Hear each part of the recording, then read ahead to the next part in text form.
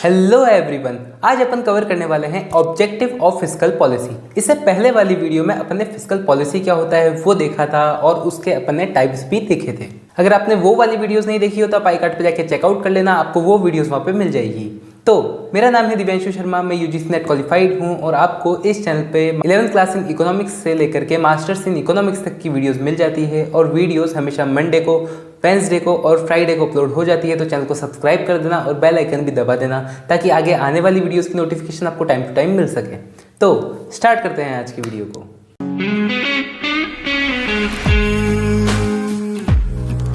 Start करते हैं अपन objective of fiscal policy से। फिस्कल पॉलिसी की बात करें तो फिस्कल पॉलिसी क्या होती है, अगर मैं आपको शॉर्ट में बताऊं तो ये क्या होती है, गवर्नमेंट की पॉलिसी होती है जो कि किससे रिलेट होती है, पब्लिक एक्सपेंडिचर से और टैक्सेशन से।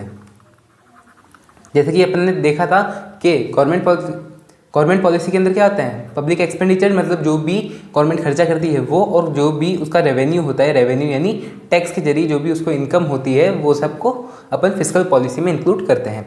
3 टाइप की ये होती है, जैसे कि आपने देखा था, एक होती है कॉन्ट्रैक्शनरी, एक होती है एक्सपांशनरी और एक होती है न्यूट्रल। कॉन्ट्रैक्शनरी में क्या होता है, पब्लिक एक्सपेंडिचर डिक्रीज हो जाता है और टैक्स इंक्रीज हो जाता है। अब एक्सपांशनरी में इसका उल्टा होता है कि पब्लिक एक्सपेंडिचर इंक्रीज हो जाता है और टैक्सेशन डिक्रीज हो जाता है। और न्यूट्रल के अंदर public expenditure and taxation equal रहता है, बराबर रहता है, कोई भी चेंज नहीं होता। अब इसके हिसाब से अपन ये देखने वाले हैं कि गवर्नमेंट के ऑब्जेक्टिव क्या होते हैं, मतलब फिस्कल पॉलिसी को बढ़ाना, कम करना, अगर बढ़ा रही है तो उससे क्या चीज़ें अचीव होनी चाहिए, क्या चीज़ें नहीं होनी चाहिए, किस चीज़ को रोकना चाहिए, किस चीज़ों में बैलेंस होना चाहिए, ये सारी चीज़ें एज ए ऑब्जेक्टिव होता है फिस्कल पॉलिसी का। यानी फिस्कल पॉलिसी जब भी आती है, यानी गवर्नमेंट कोई भी खर्चा करती है तो उसका कोई कारण होता है, तो वो कारण आज अपन देखने वाले हैं। तो सबसे पहले अगर अपन बात करें तो इन्फ्लेशन कंट्रोल सबसे इंपॉर्टेंट चीज़ होती है। इन्फ्लेशन मतलब मार्केट में अगर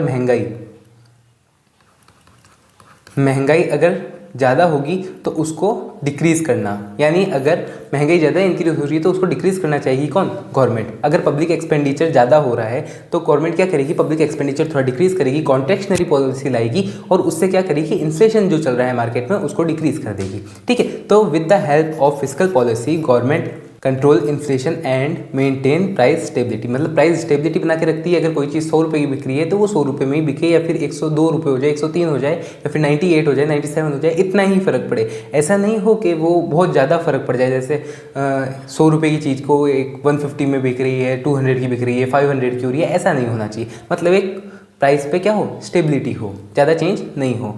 अब फिर क्या है, इकोनॉमिक स्टेबिलिटी। इकोनॉमिक भी क्या रहे, इकोनॉमी भी एक स्टेबिलिटी में रहे।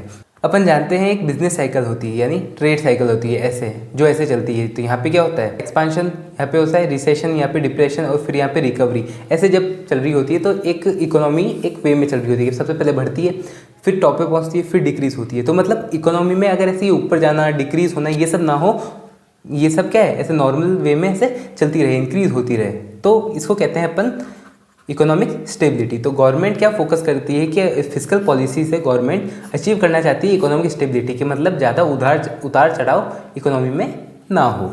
एम्प्लॉयमेंट अपॉर्चुनिटी मतलब जब भी गवर्नमेंट खर्चा करती है उसका मोटिव ये होता है कि ज़्यादा से ज़्यादा रोजगार निकल सके, मतलब जो भी अनएम्प्लॉयड पर्सन है उनको एम्प्लॉयमेंट मिल सके। तो with the help of fiscal policy employment opportunity also increase, मतलब एम्प्लॉयमेंट अपॉर्चुनिटी भी इंक्रीज होती है फिस्कल पॉलिसी की वजह से। जैसे अगर पब्लिक एक्सपेंडिचर बढ़ेगा तो लोगों को काम ज़्यादा मिलेगा, मतलब डिमांड ज़्यादा होगी तो डिमांड ज़्यादा होगी तो काम ज़्यादा होगा, तो काम ज़्यादा होने से एक तरह से लोगों को एम्प्लॉयमेंट मिल जाता है। फिर उसके बाद बात करते हैं equal distribution of resources. Equal distribution of resources में अपन ये देखते हैं कि जब भी गवर्नमेंट खर्चा करती है तो जिसके पास पैसा नहीं है उसके पास ज़्यादा जाने की चांसेस रखती है, कि जैसे अगर कोई भी गवर्नमेंट खर्चा किया तो अब वो उस जगह पे या फिर उस सेक्टर पे खर्चा करेगी जहाँ पे ज़्यादा डेवलपमेंट नहीं हो पा रहा है, ताकि क्या हो, एक इक्वल डिस्ट्रीब्यूशन हो, सबको बराबर पैसा मिल सके। तो with public expenditure government try to achieve equal distribution of income and resources, मतलब इनकम का इक्वल डिस्ट्रीब्यूशन हो, रिसोर्सेज का इक्वल डिस्ट्रीब्यूशन हो, ये सारी चीज़ें फोकस करके पब्लिक एक्सपेंडिचर जब भी होता है तब ये सारी चीज़ों का ध्यान रखा जाता है। फिर इसके बाद अपन बात करते हैं रीजनल डिस्पैरिटी मतलब अपन ये समझ सकते हैं कि जैसे अलग अलग रीजन में अलग अलग खामियां हैं, कोई रीजन अंडर डेवलप है, कोई रीजन ज़्यादा अच्छे से डेवलप है, तो उसको क्या करना, इक्वलिटी पे लाना, कि मतलब अगर कोई अंडर डेवलप है तो उसको डेवलप करना, अच्छा करना, दूसरों के साथ में वो बराबर हो सके, बराबर खड़ा हो सके, इस हिसाब से करना। तो गवर्नमेंट क्या फोकस करती है, फिस्कल पॉलिसी से गवर्नमेंट फोकस करती है जो डिक्रीज करे किसको, regional disparity and develop rural areas, मतलब जो रूरल एरियाज है, रीजन जो अंडर डेवलप है उनको डेवलप कर सके।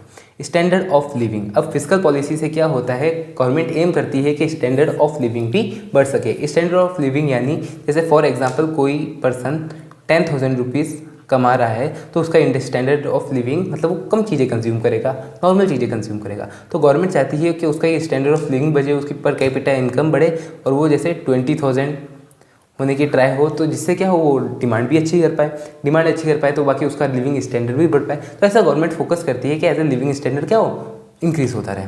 Fiscal policy aims to raise the standard of living of the citizen, ठीक है। फिर आता है private sector growth. Private sector growth, अब जैसे क्या होता है कि प्राइवेट सेक्टर अगर इतना नहीं बढ़ पा रहा है तो गवर्नमेंट क्या करती है, इन्वेस्टमेंट करके हेल्प करती है कि प्राइवेट सेक्टर अच्छे से इंक्रीज हो पाए, प्राइवेट सेक्टर के जो इन्वेस्टर्स है वो अच्छे से इन्वेस्टमेंट कर पाए, ज़्यादा इन्वेस्टमेंट कर पाए, जिससे क्या हो, इकोनॉमी डेवलप हो। तो फिस्कल पॉलिसी क्या करती है, एम करती है to provide incentive for the healthy growth of private sector, मतलब प्राइवेट सेक्टर की हेल्दी ग्रोथ हो, इस पर क्या करती है, जोर भी देती है ताकि वो अच्छा सा इन्वेस्टमेंट कर पाए और इकोनॉमिक ग्रोथ अच्छे से हो। Balance of payment, balance of payment अपन ने मैक्रो इकोनॉमिक्स में बैलेंस ऑफ पेमेंट देखा था, बैलेंस ऑफ पेमेंट। तो बैलेंस ऑफ पेमेंट में क्या होता है, गवर्नमेंट ट्राई करती है कि बैलेंस ऑफ पेमेंट में ज़्यादा फ्लक्चुएशन ना हो, कि मतलब ऐसा नहीं हो कि अपन डेफिसिट में चल रहे हो या फिर सरप्लस में ज़्यादा चल रहे हो जिससे नुकसान हो, तो ऐसा नहीं होना चाहिए। गवर्नमेंट फोकस करती है फिस्कल पॉलिसी से जो भी बैलेंस ऑफ पेमेंट है वो बराबर रहे, इक्वल रहे, ठीक है। तो fiscal policy aims to maintain equilibrium in BOP, मतलब बीओपी में यानी बैलेंस ऑफ पेमेंट में इक्विलिब्रियम बना के रखे। अगर इक्विलिब्रियम से कम चल रहे हो तो एक्स्ट्रा पैसा वहाँ पे खर्च किया जाए ताकि इक्विलिब्रियम पे पहुँच सके, और अगर इक्विलिब्रियम से आगे हों अपन तो वहाँ से कट करती है खर्चा और इक्विलिब्रियम पे आने के लिए ट्राई करती है। तो होप आपको ये वीडियो समझ में आई होगी जो कि अपन ने देखी थी ऑब्जेक्टिव ऑफ फिस्कल पॉलिसी पे। तो कौन कौन से होते हैं, सबसे पहले इन्फ्लेशन कंट्रोल, इकोनॉमिक में स्टेबिलिटी लाना, एम्प्लॉयमेंट अपॉर्चुनिटी और बढ़ाना, फिर इक्वल डिस्ट्रीब्यूशन हो रिसोर्सेज का, फिर उसके बाद रीजनल डिस्पैरिटी, मतलब अगर रीजनल डिस्पैरिटी हो, भेदभाव हो रहा हो, अच्छे से डेवलप ना हो रहे हो तो उसको डेवलप करना, लिविंग स्टैंडर्ड को इंक्रीज करना, प्राइवेट सेक्टर के अंदर ग्रोथ बढ़ सके उस पर ध्यान देना और बैलेंस ऑफ पेमेंट को मेंटेन करके रखना। ये सब क्या होते हैं, ये कुछ होते हैं ऑब्जेक्टिव ऑफ फिस्कल पॉलिसी। तो होप आपको ये वीडियो समझ में आई होगी, अच्छी लगी होगी। अगर आपको ये वीडियो समझ में आई हो, अच्छी लगी हो तो वीडियो को लाइक कर देना, चैनल को सब्सक्राइब कर देना। कोई भी डाउट हो, क्वेश्चन हो तो आप कमेंट बॉक्स में इजीली पूछ सकते हैं। अपन मिलेंगे नेक्स्ट वीडियो में। Thanks for watching.